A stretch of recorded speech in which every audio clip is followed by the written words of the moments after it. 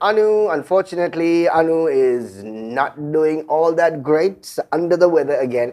But hopefully we'll be back with him on Monday. Show must go on as we are right on a Thursday night. It's a Friday as far as we're concerned on the show. Again, another great week of fantastic guests discussing current trending topics in Sri Lanka. That's what we do right here on Sitback. We're coming to you live on Channel 1 on Dialogue TV and, of course, our platform on YouTube. It's part of our platform on YouTube. Today, we have another interesting guest on the show with us. An old friend, as a matter of fact. Dinouk Colombage is, of course, a part of the working committee of the United National Party. Dinouk, welcome to the show. Thanks for having me. And trying to carve out that day to get you on the show has been... Yeah, we've been trying for a couple of weeks now, couple of weeks. Got him, and thank God we got him because he's basically flying off tomorrow. So that's good. We'll talk all about that. We're actually going to be talking about the United National Party, which celebrated their 76th anniversary last week. Going to get into all those details. And, of course, one of the strongest parties in Sri Lanka. Where are they right now? What is the future for the party? We have a sitting president from that party. Lots to talk about with Dinouk right here on the show. As always, we start the show off with a poll where lots of our viewers always take part, which is wonderful. Thank you so much for that. And it's very simple, very straightforward. As always, we will talk about the poll at the beginning of the show, and at the end of the show, we will reveal the poll results and ask the same question to the guests. So without any further ado, let's jump into the poll right after this message. Welcome to the universe of the Raz, where you explore and discover whatever you want, whatever you need. All you can imagine is on your feet. When miles are abridged, happiness is unlocked.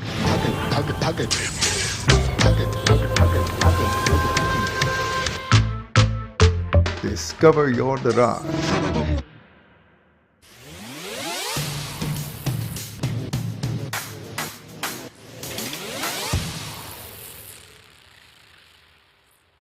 All right, welcome back to the show. It's Sit Back on a Thursday night, coming to you live on Channel 1 Dialogue TV, and getting into the poll for this evening. This is on your screen. Will the UNP revive its public image in time for the next general election? Yes or no, as always on our polls, will the UNP revive its public image in time for the next general election? All you need to do is drop a WhatsApp, or you can even text on 077 669 1590, and we will reveal the answers at the end of the show. Diving straight into the conversation, Dinouk, of course, the UNP celebrated their 76th anniversary last week and held a convention after 28 years. That's a long time. So what was the reason for such a long gap? Well, I think we have to remember that we had over 20 years of conventions with a UNP president. Right. I think the country wanted to go down a different path. I mean, that's the beauty of democracy. The people had the opportunity. And, I mean, we have to remember the UNP, while we didn't have a sitting president during those 20-odd years, we had UNP governments. You know, we had 2001, we had 2015. So we're not strangers to being in power. Unfortunately, the top seat eluded us for a while there, but I like to say that, 28 years and now we're back in it. Right. And certainly at an interesting time also. Of course, a challenging time. Very, very challenging. Right. Very challenging for the UNP. But I think it's also an opportunity. I mean, the UNP has very often come in at a time when the country most needs it. 77 we came in, when we had a lot of problems. Obviously 48 we oversaw independence. 2001 when the economy had crashed. Then also 2015 when people were looking for, the economy to be stabilized and plenty of social reforms to be brought in. So again, we're not as a party strangers to coming in at challenging times, and we're excited about it. I think we have the opportunity to really cement ourselves as, the go-to party for the country. But the difference, I suppose, I mean, the UNP came into power, came into those times when the chips were down were with a UNP government. Yes. Now you have a sitting president who's represented the UNP who does not have control over as far as any other members of the UNP. So it's completely different at the moment. Definitely. I mean, this is not the ideal situation. Yeah. You know, if you went back 2 years and they told us that, you know, in 2 years' time, y'all will be in with the president, but no government, we would be like, oh, that's not what we want. But then, obviously, looking back at what happened in 2020, having a sitting president has given us a leg up from a political standpoint. Right. But yeah, it's definitely not the ideal situation. But I think the entire country is also not in the ideal situation. So the political setup mirrors the entire country setup right now. The president, of course, addressing the convention last week, like I said, clearly has stated the fact that he is a sitting president from the UNP. He has no UNP members in the government. How does the president hope to rally the troops who are not part of the UNP now? I think he will have to go out there, and what he is doing is showing that right now party politics needs to be put aside. Yeah. We're facing one of the worst, if not the worst, economic crisis in the country. Right.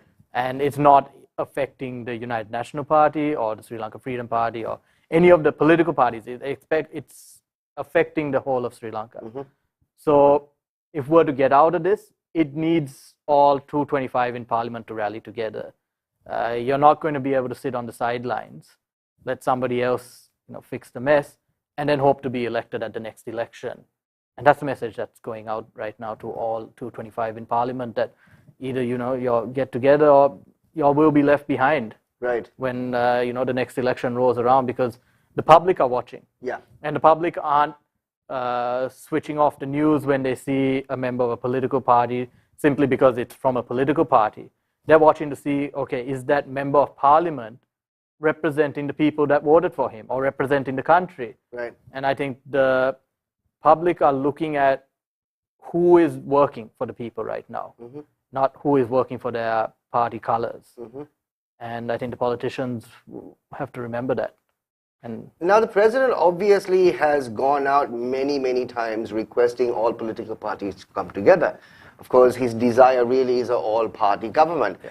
But he's got very little support on that. Yeah, unfortunately, I think the divisions, the political divisions are ingrained in us. Mm-hmm. And when I say us, I'm not just talking about the political circles, I think society as a whole. Mm-hmm. We have seen a big change in the last few months, courtesy of the Aragale and everything that went on. But unfortunately, the politicians are still playing politics to an extent. Right. So, as I said, the onus is on them now. You know, the president's working, he's going forward with whoever's willing to work with him, whichever side of the aisle in Parliament. He has a sole purpose, which is to get this economy back on track and take the country to the next step.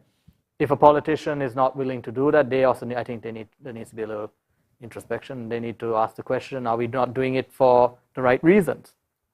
And if they can honestly, you know, stand up and say, yeah, when we can't do it in all good conscience, then, you know, all right, fair enough. But if they're doing it, you know, if they're not doing this, if they're not coming together, if they're not joining this all-party government simply because it's a UNP president or, you know, it's a Podujana Peramuna prime minister or it's a JVP minister, or whatever it is, if that's the sole reason they're not joining it, then I think the public will recognize that, and I think the MPs themselves will lose at the next election. So the president and the UNP has been saying this for a while now, that we need to come together.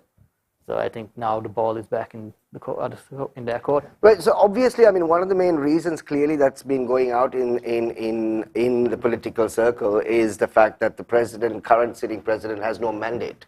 Right. So that's one of the reasons that they feel that, you know, it is not a legitimate government.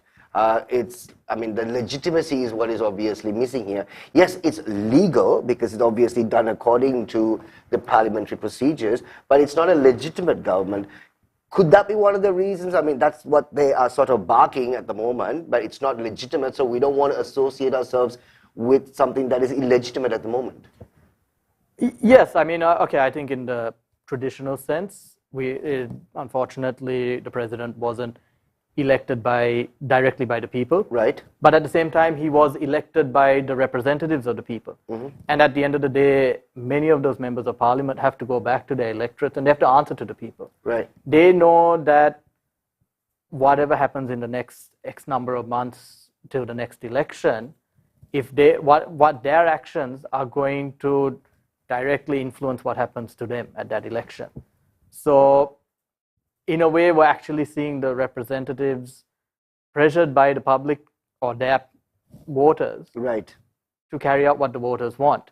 So yes, as I said, we haven't gone to the polls, but we have also had the people's representatives decide. And the people's representatives in this situation was pressured. I mean, there was heavy pressure on R225 because of the Aragalaya. Yeah. And many of them were scared to go back to their electorates. There's 70 odd of their houses were burnt down. Right. But even despite all that, they felt confident enough, 134 felt confident enough to go and vote for this person and make them the president, despite this cause of being an illegitimate president and all that. And since then, we haven't seen this popular uprising, as it were, had it been this illegitimate president. So I don't agree with this idea that he is illegitimate. Right. It's not. He wasn't elected in the traditional sense, as we have seen since 77, 78. But he has been elected by the people's representatives. The president, of course, like we spoke about earlier on, helped revive the economy back in 2000 when the chips were down. Again, with his team and with the UNP members, with quick reforms and tight budgets. What type of reforms are we looking at this time around?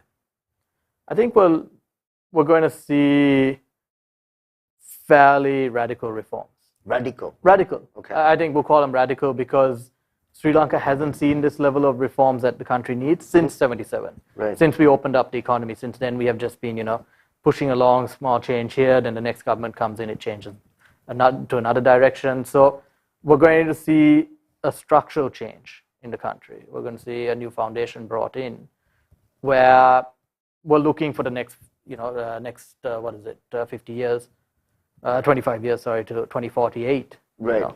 And so for that to happen, we have to take a look at what's gone wrong in the country in the last 20, 30 years, and what's happening around us in the world.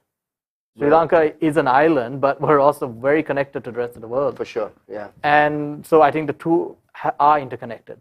So whatever reforms we bring into this country needs to put us in line with the rest of the world. And unfortunately, that hasn't happened in the last 30 odd years. So in that sense, it will be fairly radical. But in the long run, it would definitely yield results and positive results for the country. Obviously, it's going. You're going to tighten the belt, so to say. How tight is a tight budget in this economy? I'm going to leave that, I think, to the economists to answer. But no, it's not going to be a pleasant time. And we've been saying that since we came in May into the Prime Minister's office, that unfortunately the economy has fallen to such a level that we have to get ready for a difficult so many months. The situation is going to be made that much worse, I think, by the fact that globally the economy is also going down. So on one hand, we ourselves have our own economic collapse, which we're trying to pull ourselves out of, and we're not going to see the international support, as it were, had their economies been strong. Right, because they need to take care of themselves. Exactly. I mean, if you look at Europe now, most of those countries are now preparing for winter where, their energy prices are skyrocketing. There's uncertainty over their food supplies. Right. So, they're obviously going to have to look after themselves. And Putin's holding ground? Yeah, Putin's holding ground, exactly. So, I mean, in that situation, Sri Lanka is in many ways going to have to pull itself up. Right. But when we do, I think we're going to be better off for it. So the thing, Dinouk, is the fact that I know, the situation is such that we all need to sort of pull up our socks and basically, weather the storm, so to say. But I think the grouse in the public right now is the fact that we didn't bring this upon ourselves. That's the issue. That's the issue. So it's like, why are we forced to pay for something that we didn't sort of bring upon ourselves? I mean, this is the 225 that were basically elected. Things went haywire with whatever the decisions they decided to make. We elected them, trusting them to make the right decisions. But now we've all forced into something where we have to pay for it. Well, I think that's, on one hand, that's the result of democracy. Right. We elected them. They are our representatives. And I actually think, I mean, this is, this question was posed to me the other day also. And I said, I mean, obviously we opposed the former president at the elections, and we opposed his party at the subsequent elections. But when you look at their manifesto, and then you look at the subsequent decisions, if you take, for example, the decision to ban fertilizer, go 100% organic, it shouldn't come as any surprise to the 6.8 million that voted for him, because it was there in the manifesto in black and white. He said he's going to make the country 100% organic. We talk about the economists are saying the tax cuts and all. They're again black and white in the manifesto. It says he's going to reduce taxes. So in that situation, I think the public have to take responsibility. Okay. We have to take responsibility in that, of course, it was mismanagement. Of course, the government let the people down, that they mismanaged it, and they didn't react in time. Right. I mean, there was clamoring and screaming to go to the IMF months in advance. They refused to. So, I mean, obviously, with those situations, they can be blamed. But many of the causes of the economic collapse, as it were, shouldn't be a surprise to the voters, because it was there. They said it well before they came into office, we're going to do this, and they did it. Right. So I think it's a wake-up call to the public. So a lot of the public, I think, will, myself included, all of us as voters, we all need to really think hard the next time we cast that vote, and not cast the vote for the popular figure. We need to, just do a bit of homework. Right. And really look into who and value the vote that we cast. On the manifesto, I'll actually come back on the manifesto. Govindu has a question and sent it in to us, watching us right now. You've mentioned that you come up with new technologies to improve the harvest, but if farmers who already have low income and don't have the financial capability to go for new technologies like drip fertilization solutions, how will RW and the UNP execute this plan? So we're in talks with foreign countries. Today itself also we had discussions with a foreign nation for financial assistance in modernizing our agriculture sector. We recognize that the agriculture sector needs to be modernized. It has fallen behind. So the UNP, yes, we have our plans, and we also recognize the financial constraints that's there for the individual farmer as well as for the country. So we do require that financial assistance from the international stage. And this is where loans is a bad word right now. Very bad word. It's a very bad word. But we're not going to be taking loans to put up a lotus tower. We're going to be taking loans to help modernize the agriculture sector. And so, I mean, there's good loans and there's bad loans. Right. I think the public are going to have to trust us in that, we will take the good loans, as it were. Right. And obviously, let's keep the loans to a minimum. But it will be true financial assistance from the international communities and the international organizations who have, since the onset of the crisis, have pledged their support to us. On the subject of manifesto, which you were actually touching on, and you said that it was all in the manifesto, whatever the implementation of the decisions that basically came in. But honestly, Dinouk, how many of us actually read an election manifesto? I think it's in the fractions, really. Every party has a manifesto when the elections come about. Everyone talks about it. Media companies basically read the manifesto, they skim through the manifesto, they start putting out certain points that is either advantages or disadvantages. But the general public, they just are not bothered about the manifesto, so they do not really know what's going to sort of come about. How do governments actually sort this out and reach out to the people and let them know, listen, this is what we're planning on doing? They're not going to read manifestos. Well, I think the onus is there political parties. Okay. As I said, we have seen what happens when, I think this last 2020 election, 2019 and then subsequently 2020 election is a prime example of what will happen if the voters cast their vote without really putting thought into it, or as I said, valuing the vote. I don't think as voters we value our vote. Right. We have since independence been broken into blocks where either stalwart UNP voters or stalwart SLFP voters, and so if our parents voted that way, we'll also vote that way. Exactly. And it's carried down that. Generation voters. Exactly. Right. Or we are now seeing the populist vote, Yes. which has come to the forefront.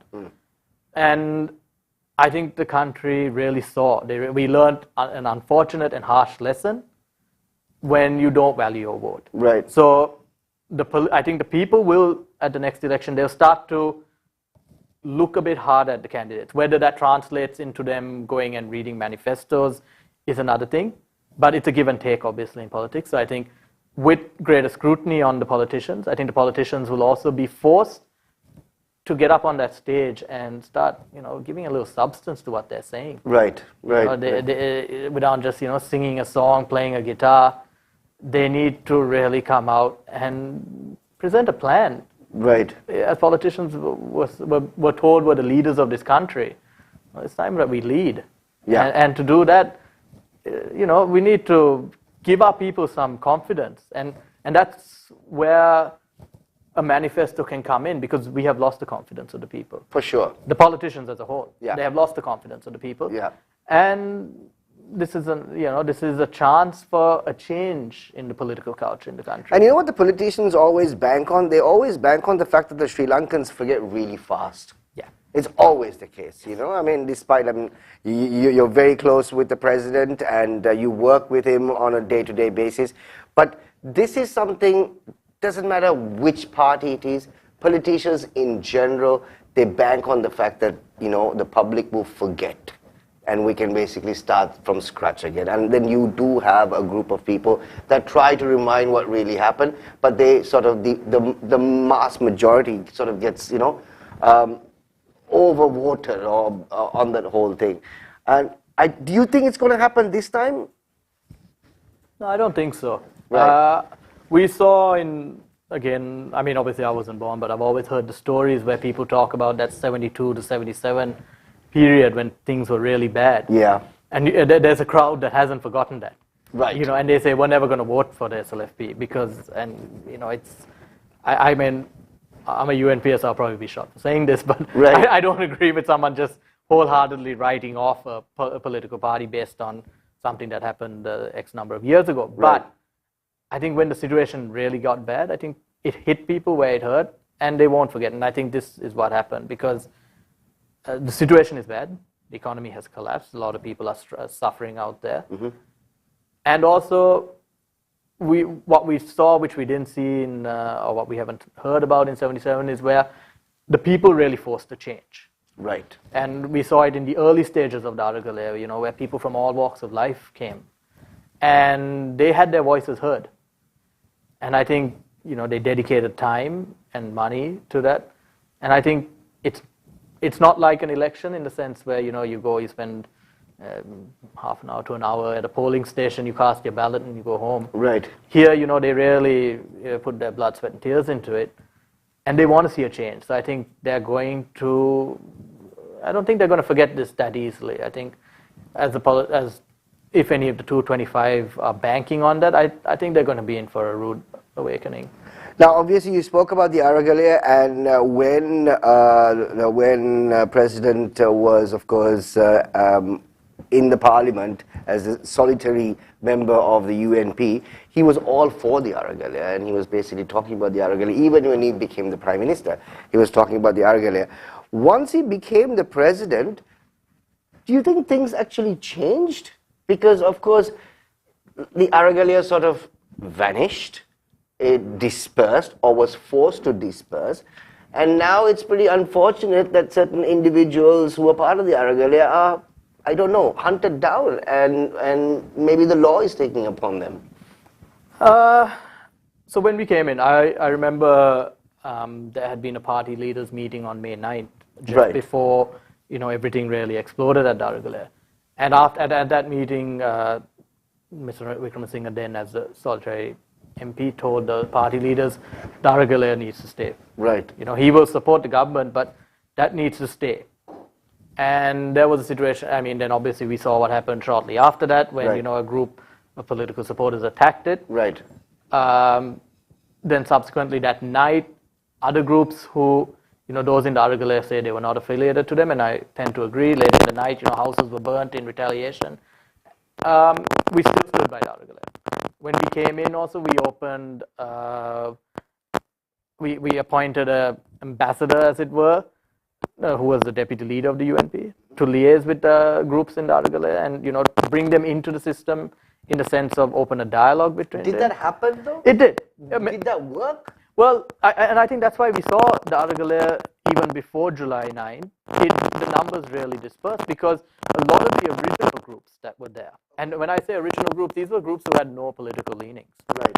These were just citizens who, had taken the beating and they really wanted their voices heard. Right.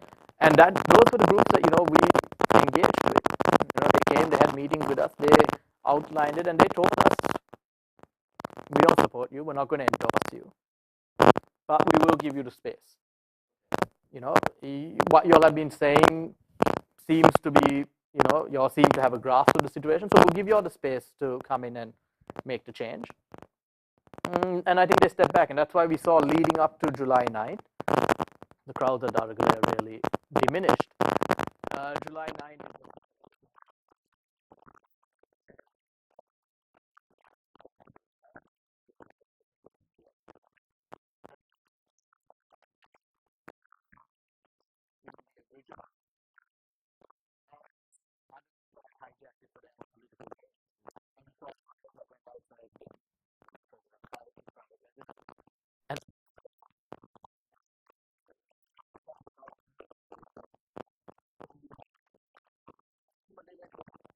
And when they got home, then they saw the house burning, and they got this news, and they said that they felt really, they felt betrayed, right, by this because they didn't obviously endorse the violence.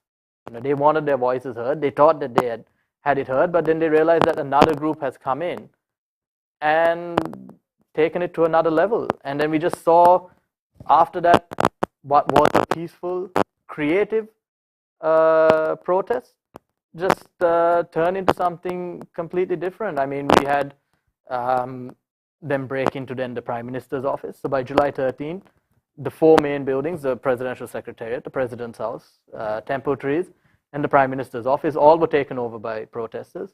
And then they turned their attention on Parliament. And they wanted to go and take over Parliament also. So we were in the midst of a particular group trying to overthrow the government. Right. And the reason they failed is because they didn't have the public support. We didn't see the crowd coming to Parliament or the crowd coming to the Prime Minister's office Like we we saw on July 9th that went to the President's house. So we are still in talks with the original groups within Darugala. Okay.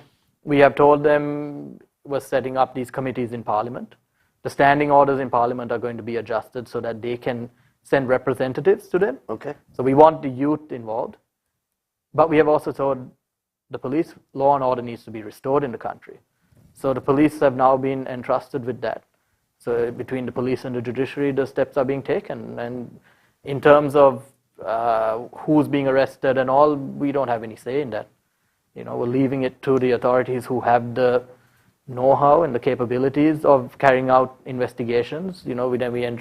We hope that obviously the judiciary then takes their decisions as whether they remand them or release them. That's in the hands of the judiciary.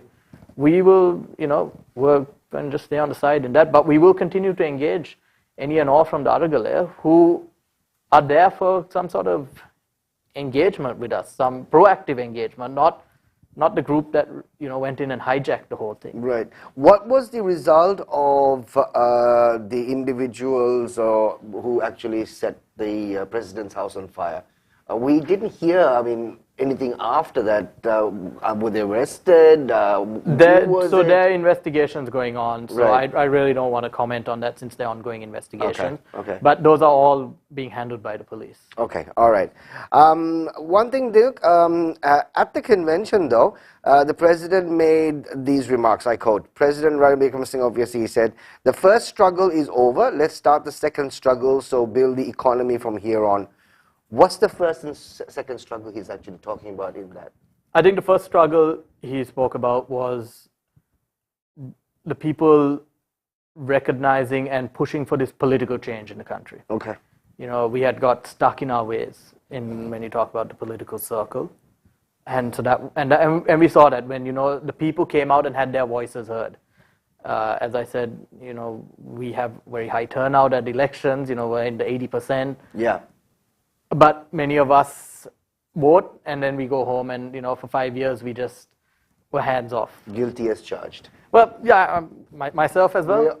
We all do. We all go out there, we vote, and then we go home and then we'll complain about the politicians. So, exactly. And this time I think we saw something different. We saw the people who felt their votes had been stolen. Right. And I think I can say this with fair confidence that many of those people in the Arugale were people who voted for former President Gotabaya Rajapaksa. Yes. And they felt betrayed by their vote. Right. So that was the first struggle, that the people suddenly were awakened to the fact that they have their responsibility and their voices are now being heard. So they have made that change. Now I think the second struggle is to take Sri Lanka's economy down a different path. Okay. Where our economy is very much on a handout situation. Yeah. You know, so we have to now begin to realize that the state can't be doing everything for us. You know, it can't be giving jobs. It can't just be, you know, give it every time there's some small issue, we throw 5,000 rupees at the people. That's not the job of the state anymore. And we're so used to this subsidized situation. Exactly. I mean, for example, fuel, there was such a hue and cry when we brought in a price formula. Right. Because basically we were telling the people, look, we're buying fuel from outside, so we have to charge you all based on the world prices. And the people said, no, we want to pay the lowest price, so the state finds the money and subsidizes it for us. Right. So that's the second struggle, is to break that mindset. Right. And for people to be now ready to say, no, you know what, we're ready to see the economy go down a new path. Our children don't need government jobs. Our children need a secure future. Yeah. And I think that's two very different things. Right. So that's really the second struggle that we're facing. Well, now the UNP, of course, once a very, very powerful party in Sri Lanka, is now, like we said, just represented with just one seat in the parliament. Everyone has their own theory on this, and what is your theory, being in the working committee? How did this fall from grace happen? I think we got comfortable. Okay. I think we got stuck in our ways. Right. You know, politics evolves around the world, and I think the UNP was guilty of not evolving. Right. And that's across the board. That's from the senior members to the younger members. Right. All of us were in everything, from the way we campaigned to the way we communicated with people. It was like a given. It was. Okay. You know, it's a UNP, so Colombo's going to vote for us. That's a UNP vote bank, or you know, Candy's going to vote for us, and we weren't aware of the reality that, you know, that party politics was disappearing in the country. Right. That people were looking for alternatives. People were no longer going to sit back for 5 years and then say, okay, now we'll have a look at it. You know, they're going to, from day one, they might start asking questions. And I think we were a bit too slow on recognizing that. Right. And yeah, we just rested on our laurels in that sense. But did you not see it coming from afar, though? I mean, UNP at one point had some of the greatest minds and brains there from all walks, and of course handling so many different sectors. Could they have not seen this coming from afar? I think they did. I think we saw it between 2000 and obviously 5 to 15. We were out of power completely, So when I got involved with the party, there was efforts being made to attract youth into the party, bring some new thinking, and then suddenly 2015 happened, Yeah. and we won the election, and we were on a high. Yeah. And so Back to square one. Back to square one. You know, Right. it was straight away like there was, why change it? It worked. You know, Right. we're back in. Right.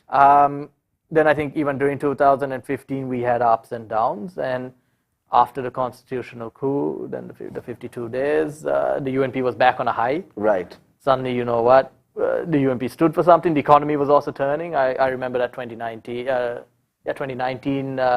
The Aurudu was, sales were really good. Everything was looking good for us, and it looked like a given that we were going to win. And then tragically, the Easter Sunday attacks happened. Right. And everything just fell apart. And infighting then in the party came about. Right. Everybody had their own theories of how we could win the election. And so reforms within the party were just put to a side.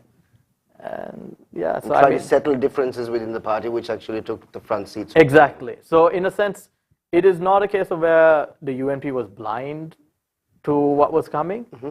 I think other issues overtook the necessity for those reforms. Right.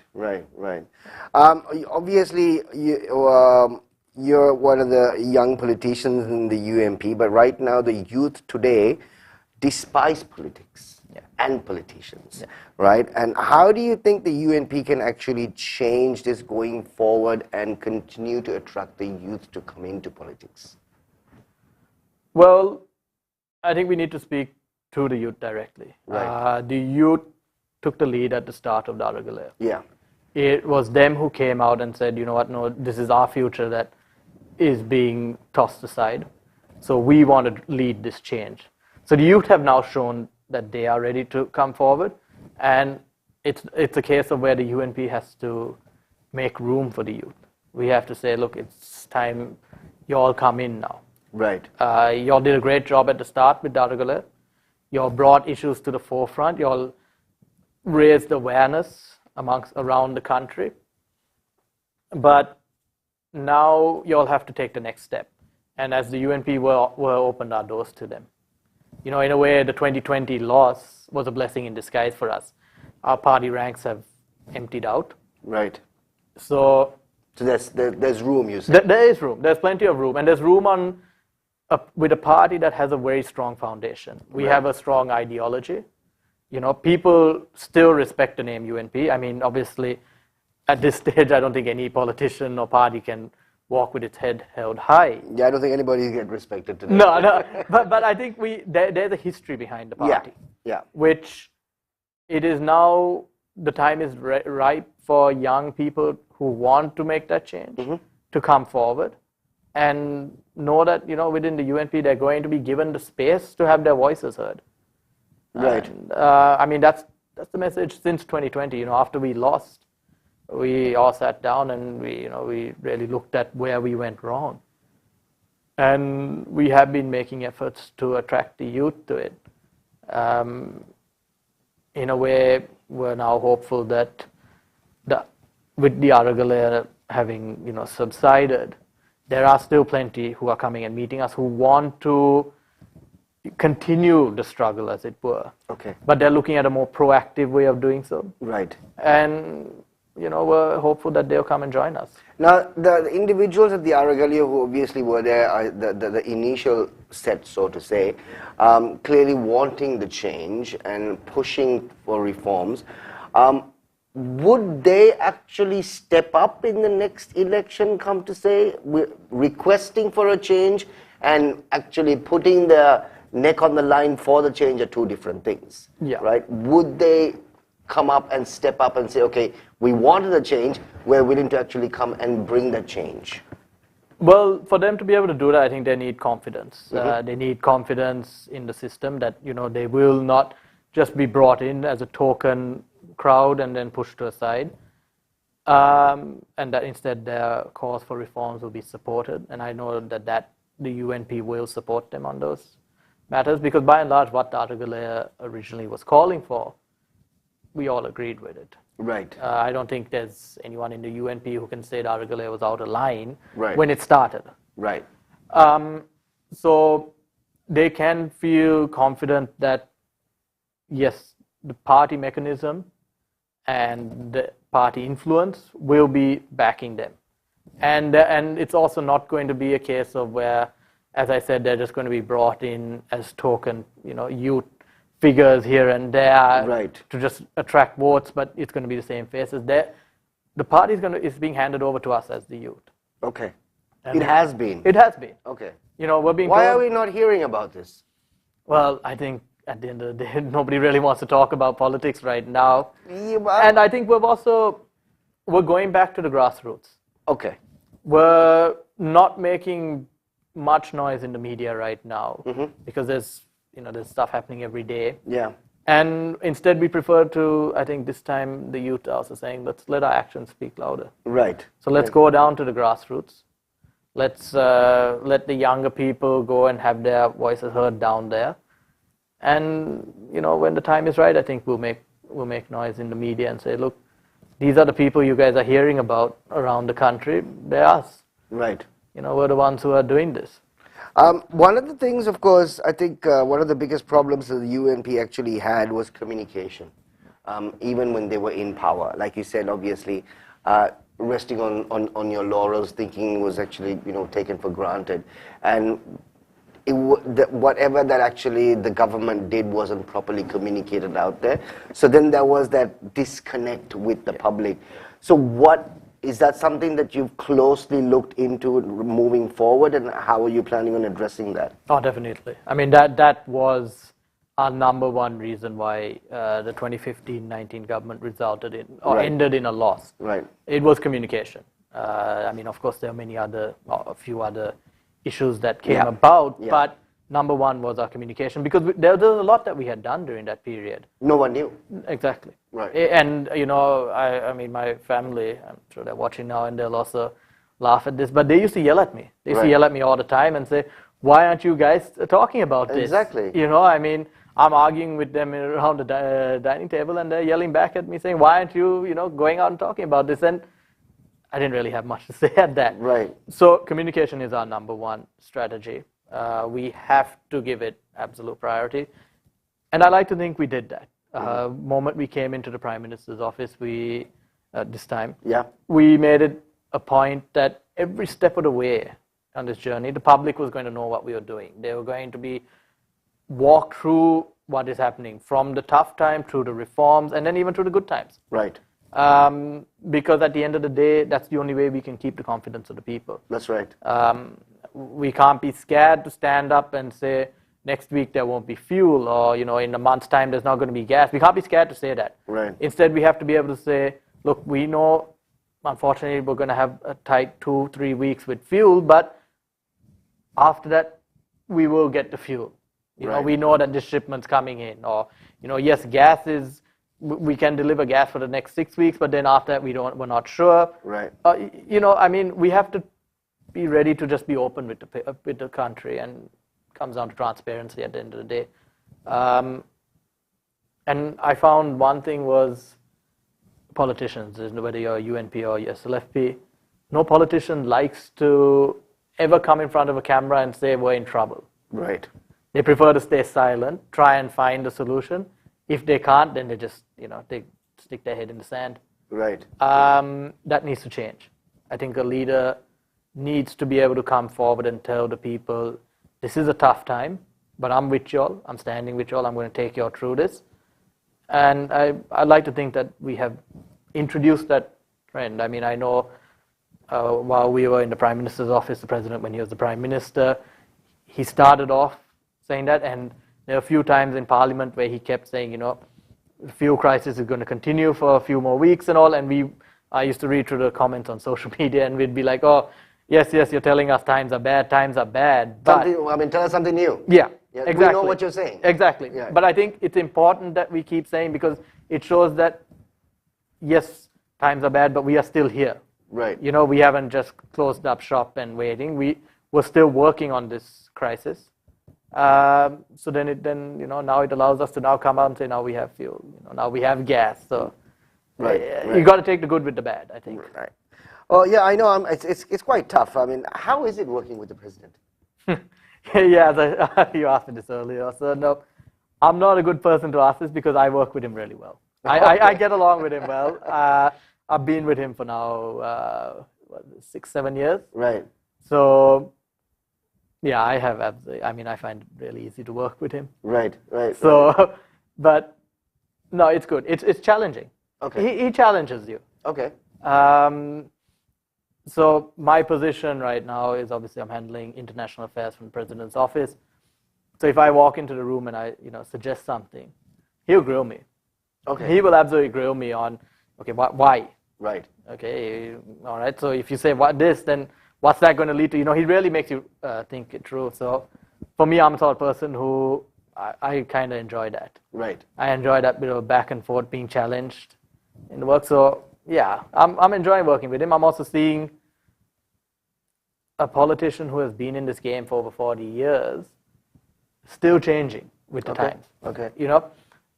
He's still ready to sit down with younger people and embrace social media, which is something, I mean, you wouldn't think of a politician of his standing and his experience would really, say, okay, that's for the younger guys. You guys handle social media. Okay. But, while we're in opposition, we used to talk to him about social media and, how the importance of it. And he just immersed himself in it and he learned all about it. Right. And now, so he's somebody that, he's open to new ideas, which is not what we hear. No, it isn't. Unfortunately, it isn't. With what we hear, which is why I'm here asking you these questions, is what we hear is, unfortunately, he's not open to new ideas. Unfortunately, he doesn't like to be, he doesn't like to listen, right? This is what we hear. I mean, obviously, you working with him, side by side, can give us a better answer to that. Yeah, when I first went in, I was very young, and there were a few people that said, "Oh, be ready. He's not going to listen to you." Right. So you've heard the same thing. I've heard the same thing. Right. And then I've gone back to those people and said, "Look, I've been there now 7 years. I've never had that sort of experience. I mean, I think like everybody, there are certain issues where, just like anyone else, they'd be, they'd hold firm on their ground, and there'd be a bit of back and forth, but you might not get him to budge. I think that's with anyone. But yeah, I think the challenge is up to us to convince the person. And with him, I think if we convince, if you're able to convince the president, then you've got his full support on the matter. Right. So it really comes down to, those people who have said that, I've asked them, have you all actually tried to convince him? Right. So it's, I suppose maybe those individuals basically just walk off the moment, he starts to grill them or starts to actually question the legitimacy of what they're trying to say. Possible. Right. I mean, so I do know, obviously, you go in, really pumped up on an idea, and if somebody starts grilling you on it, you can feel a bit... Knock the wind off your sails. Yeah. Yeah. But the president is somebody who you have to dust yourself off and come back at it. Right. If you believe in it. Right. And like I said, if you're able to, get it through, then you've got his full support. Right. So, talking about, wow, we're basically into the final 10 minutes. Wow. And spoke quite a bit. Talking about the common consensus, Dinouk, that, that the president is the ally of the Rajapaksas, right? I am sure you've obviously had this question asked many, many times before. I think that was one of the biggest grouse that the majority had when he decided to take on the presidency, because it looks like that he's part of the Rajapaksas. So nothing's going to happen, nothing's going to change. What's the truth in that? I mean, there's no truth in that. He's not an ally of the Rajapaksas. He has been in parliament for, as I said, 40 odd years. He's, former President Mahinda Rajapaksa has been in parliament for almost as long. Yeah. They have obviously, crossed paths. They have worked together. But the president has also worked with other presidents who are not part of his party. Right. 2001, he worked with former President Chandrika Kumaratunga. Yes. There again, there was no accusations that he was an ally of hers. Right. And I got to be honest, for somebody who's supposedly an ally of the Rajapaksas, I think 2020 showed us we gained nothing out of this so-called alliance. You know, we were sent home with no seats. That's true. We had 2 years of just kicking our heels and waiting. So, Right. yeah, it's people who say that, but I think it's a case of where we have to put aside this idea of geopolitics and start looking at bipartisan politics. Right. Yes, in May, he was offered the premiership. He was offered it after 2 other individuals. Right.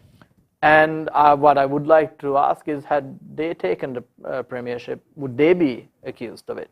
Similarly, he needs the support of them. They are the largest party in parliament at the end of the day. Yeah. We want to see these changes done. We want to see the reforms brought in.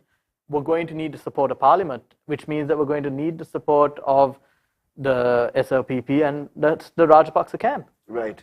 And I think, to his credit, the fact that he has this bipartisan relationship and he's able to go across the aisle, he's able to go to all 225 in parliament and talk to them, and he's able to get a consensus on many issues. The fact that, you know, he's in parliament, yes, he's obviously, there is opposition, there'll always be opposition to anyone. That's democracy. That is democracy. Right. But the fact that he can still go to those in opposition and bring them to the same table for a discussion Right. is, I think, testament to bipartisan politics, and it's not geopolitics in Right. this sense. Right. Ahmed has a question. Even in the 1994 UNP slogan was "Youngsters are future of the country," but 1994 youngsters are now old and they couldn't get a new leader. Is the same scenario going to happen with 2023 youngsters with the party? Well, as you said, there were youngsters in 94, there are youngsters in 2001, there are youngsters in 2015. The party decides on who the leader is. Right. The leader doesn't decide on who his successor is. Right. And it's a case of now the younger politicians stepping up. The space is given to them. There was a whole host of younger MPs in that 2015-19 government who were given the space to operate. And politics is, at the end of the day, it's a tough game. Yeah. So you have to, it's a sink or swim situation. So similarly, we want young leaders. Those young leaders or the youngsters in the party, myself included, it's the onus is on us to take the reins and run. Right. You know, the president's not going to call us up and say, you're going to be the leader tomorrow, take over. Right. You know, if we're going to have to be in a situation where the party is saying, sir, you have served us well, but so-and-so is the next person we want to take us. Right. And unfortunately, that hasn't happened in the party. Okay. The party, I mean, after the 2020 election, after the loss, Mr. Wickramasinghe said, you know, the party needs to decide. You guys need to, you know, go forward with the future. Wasn't that the split for the party, Dinouk, when obviously SJB broke away because of the leadership issues that was actually going on? Well, 2019, when the presidential candidacy was given to Mr. Premadasa, he contested, and unfortunately they lost. Right. The decision then was, okay, let's not be hasty with the leadership. So let's contest the next election. And then it was, is it going to be the UNP? Is it going to be an alliance? We said, we'll go with an alliance, which will be led by Mr. Premadasa. Right. Mr. Wickramasinghe was going to keep the UNP leadership till after the election. Depending on what happened at that election, then the party would decide who was going to take us forward. We, you know, there were people who were saying Mr. Premadasa needed to take the leadership straight away, but we can't forget he too had just suffered a fairly devastating loss at the 2019 presidential election. So we had waited all this time. There was, in a sense, many people were questioning, why are we going to rush and give it to somebody who has lost? Let's let him lead us at the parliamentary election, take, you know, leadership in parliament, and depending on what happens at that election, then the party decides who they want to lead the party also. Right. And that was what was laid on the table. Unfortunately, you know, the SJB and UNP couldn't agree on that, so we split. Then again in 2020, after we lost, as I said, Mr. Wickremesinghe told the party, you all need to decide. So we saw ourselves as a stage of heavy rebuilding. And Mr. Ruwan Wijewardena was made the deputy leader, and everybody wanted him to oversee the rebuilding of the party. But there was also consensus amongst the UNP as a party, was that Mr. Wickremesinghe needed to stay on. Okay. He needed to stay on to see us through this transitional phase. Okay. Then as the situation went on, as the economy collapsed, as COVID was carrying on, and we began to see how weak the opposition was in parliament, how the government was just running on its own agenda. The party started saying Mr. Wickremesinghe needs to go into parliament. He's the only one who has the experience.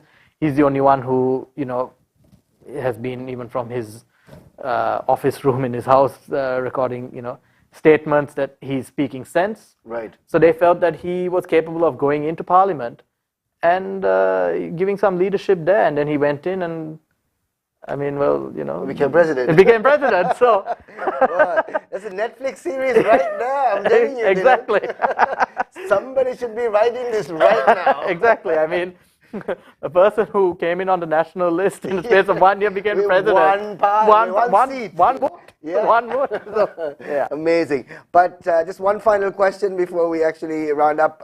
Do you see in the future that the SJP and the UNP obviously share the same sort of ideology? This is pretty much on the same plate, but they seem to be eating on the opposite sides. Do you see them coming together in the future? I'm hopeful that we are. Okay. Ever since, as I said, we had a disagreement at the election. We went our separate ways. And to be honest, I think it was to the detriment of the entire country. Right. Even if we had lost that election, we would have been a far stronger opposition. Mm-hmm. We would have won more seats. Mm-hmm. We have been offering the olive branch to them. Right. At the convention also, several of our speakers, including our deputy leader, did say to come forward and to rejoin us. So we are definitely open to them coming back. I do know personally that there are several on that end who also want to see reunification, as it were, of the UNP. They recognize that everything we're saying is the same thing, as you rightly said. Exactly. There's very little to choose between us in that sense. The only difference is that with one seat, we went ahead and took the challenge on. Right. So now, we were sending the appeal out to them that, look, come and support us. At the end of the day, you guys know what we're doing is the right thing. And what will take us maybe 6 months will take us 4 months if we have their support also. Okay. But I think it is important that UNP-SJB reunification alone is not going to solve this crisis. Of course. We're going to need R225 backing us. Right. Because at the end of the day, as I said, radical reforms are needed. I think the public is ready for radical reforms. Now it's a case of getting the 225 to help us see those through. Right. Just got about a minute to go before we are done with the show. We've covered a fair amount. We have. Didn't realize an hour went by so fast. It did. It really did. We had a poll at the beginning of the show, and I'm going to quickly run into the results of the poll. We have a quick break. We'll be back right after this. Welcome to the universe of the Raz, where you explore and discover whatever you want, whatever you need. All you can imagine is on your feet.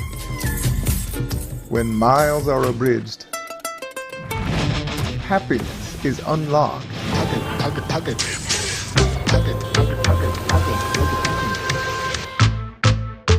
Discover your Daraj. Thank you very much. Welcome back to the show. So at the beginning of the show with Dinouk, we actually asked you this question. Will the UNP revive its public image in time for the next general election? Tons of answers have actually come in. We'll give you the survey results in just a bit. If I am to pose this question out to you, Dinouk, what do you think? Yeah, I think so. I think You think I think we're on our way to already doing that. Okay. As I said, we took up the challenge with a single seat in Parliament. We took it, I think we could have sat on the side. We could have just said, look, we've been telling you all to do this. Why aren't you doing this? Why aren't you doing this? Instead, were stepping forward and were basically Taking it head on. taking it head on, when we're going to show that what we're saying is what has to be done, and Right. we're ready to follow through with basically, give some action to the words, and I'm confident that we'll be able to revive it. All right, So- you have to be. Yeah, I do have to be, but You won't be able to go into office tomorrow if you say no. no, I won't. So But you have to be. Let's find out what the survey actually has to say from our viewers right now. Will the UNP revive its public image? 36%, Dinouk. 36% say the UNP will revive its public image in time for the next general election. That means you have a lot of work to do. we do, but I think 36% is where we were a year ago. I think that's a jump, and I'd like to keep that because I'd like to see where we are at the election. Okay, that'd be good. I'd like to see how that continues to grow. Great, wonderful. Dinouk, thank you so much for being a part of the show. No, thank you. And I hope you enjoyed the chat. I did. Didn't even realize an hour going by. No, it was great. But wish you all the very best, and hopefully we can have another chat when times are much better Yes. and talk about the accolades. Yes, at of that course. point. Definitely. Thank you, ladies and gentlemen, for being a part of the show. Another great week of Sitback with Shaq and Anu comes to an end. We'll be back with you once again on Monday, 9:30, with another great set of guests right throughout the week. Till then, have yourself a great week, a great weekend, and speak to you on Monday night. Good night.